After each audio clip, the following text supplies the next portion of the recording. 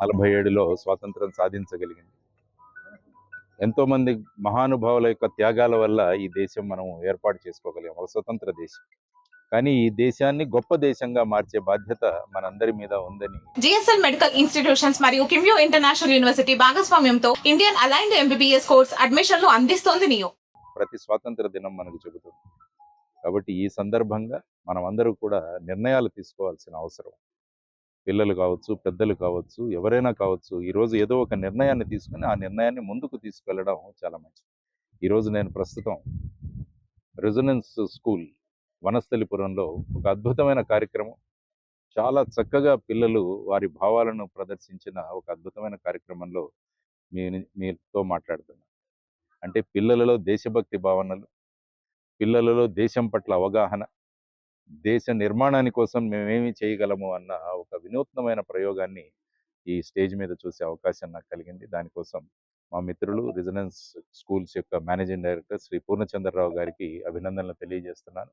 అదేవిధంగా ఇక్కడ గిరిరాజ్ గారు, ప్రిన్సిపల్ గారు, సుజాత మ్యామ్, తర్వాత మిగతా వాళ్ళందరూ కూడా ఎంతో శ్రద్ధ తీసుకొని పిల్లల యొక్క భవిష్యత్తును ఇక్కడ తీర్చిదిద్దుతున్నారు. కాబట్టి వారికి అభినందనలు తెలియజేస్తూ మనం అందరం కూడా భారతదేశాన్ని ఒక ప్రపంచంలో అగ్రగణ్య దేశంగా చూడాలనుకుంటున్నాం.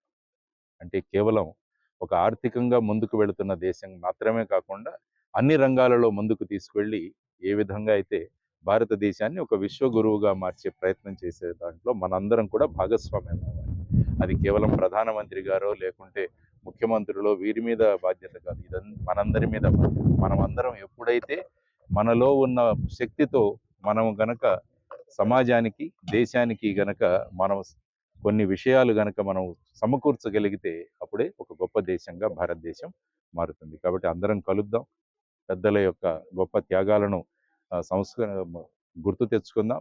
మనం దేశ నిర్మాణం కోసం ఏం చేయగలము అన్నది చెప్పాను. ముఖ్యంగా ఇక్కడ ఉన్న పిల్లలకి నేను ఒక 3 లక్ష్యాల గురించి చెప్పడం జరిగింది. అది మాకు కలాం గారు ఎప్పుడు చెప్పేవారు.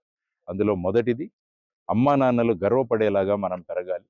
మనం ఏ స్కూల్లో అయితే చదువుకుంటున్నామో అదే స్కూల్కి మనం ముఖ్య అతిథిగా వెళ్ళగలగాలి. మన సంతకాలు ఆటోగ్రాఫ్లుగా మారాలని కలాం గారు ఎప్పుడు పిల్లలకు చెబుతుండారు. కాబట్టి ఆ 3 లక్ష్యాలు కూడా పిల్లలకు చెప్పడం జరిగింది. ఈరోజు పిల్లలు ఒక కొత్త నిర్ణయాన్ని తీసుకోవడం కూడా వాళ్ళకి చెప్పడం జరిగింది. అంటే ఉదయాన్నే లేచే నిర్ణయం, తర్వాత వచ్చేసి ఆహారాన్ని వ్యర్థం చేయకుండా నిర్ణయం, జంక్ ఫుడ్ వైపు వెళ్ళకపోవడం, ఇవన్నీ కూడా ఈరోజు మనం తీసుకున్న నిర్ణయాలు. అదేవిధంగా స్మార్ట్ ఫోన్, మొబైల్ ఫోన్ల యొక్క వలయం నుంచి మనల్ని మనం స్వాతంత్రం సంపాదించుకోవాలన్నది కూడా ఆ పిల్లలకు చెప్పింది. ముఖ్యంగా తల్లిదండ్రులకు నేను చేసిన విన్నపం ఏంటంటే, ప్రతి ఇంటిలో కూడా ఒక చిన్న లైబ్రరీ ఏర్పాటు చేసుకోండి. పిల్లలతో సమయాన్ని గడపండి. పిల్లలు పడుకోబోయే ముందు ఒక మంచి కథని చెప్పి పిల్లల్ని పడుకోబెట్టండి.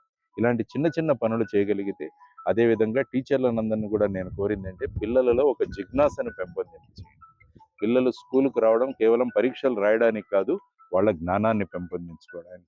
ఆ క్రియేటివిటీ రావాలి అంటే, సృజనాత్మక శక్తి రావాలంటే పిల్లల్లో ప్రశ్నించే ఒక భావం రావాలి. అన్ని విషయాలు తెలుసుకునే ఒక వాళ్ళలో జిజ్ఞాస కలగాలి. ఆ విధంగా మీ క్లాసులను ఆ విధంగా మార్చండి అని కూడా వారికి తెలియజేయడం జరిగింది.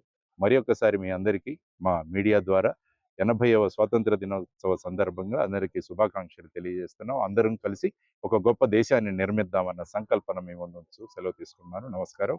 జై హింద్. భారత్ మాతా కీ జై. రెసిడెన్స్ స్కూల్ వనస్థలిపురంలో 80వ స్వాతంత్ర దినోత్సవ వేడుకలు ఘనంగా జరుపుకోవడం జరిగింది. మా విద్యార్థులు, తల్లిదండ్రులు మధ్యలో మేము ఈ స్వాతంత్ర దినోత్సవ వేడుకలను ఘనంగా జరుపుకోవడం, భావితరాలకు స్వాతంత్ర దినోత్సవం యొక్క ప్రాముఖ్యతని, అదేవిధంగా ఈ దేశం స్వాతంత్రం తెచ్చుకోవడంలో కీలక పాత్ర పోషించినటువంటి గొప్ప లీడర్స్ గురించి చెప్పుకునే వేదికగా ఇది అవతరించడం అనేటటువంటిది మాకు చాలా ఆనందంగా ఉంది.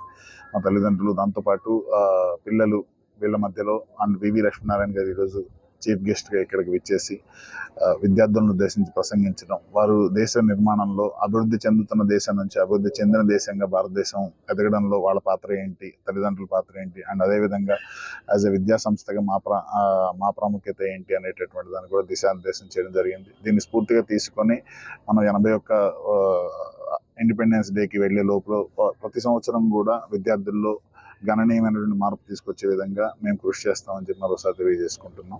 Happy independence day to all of you.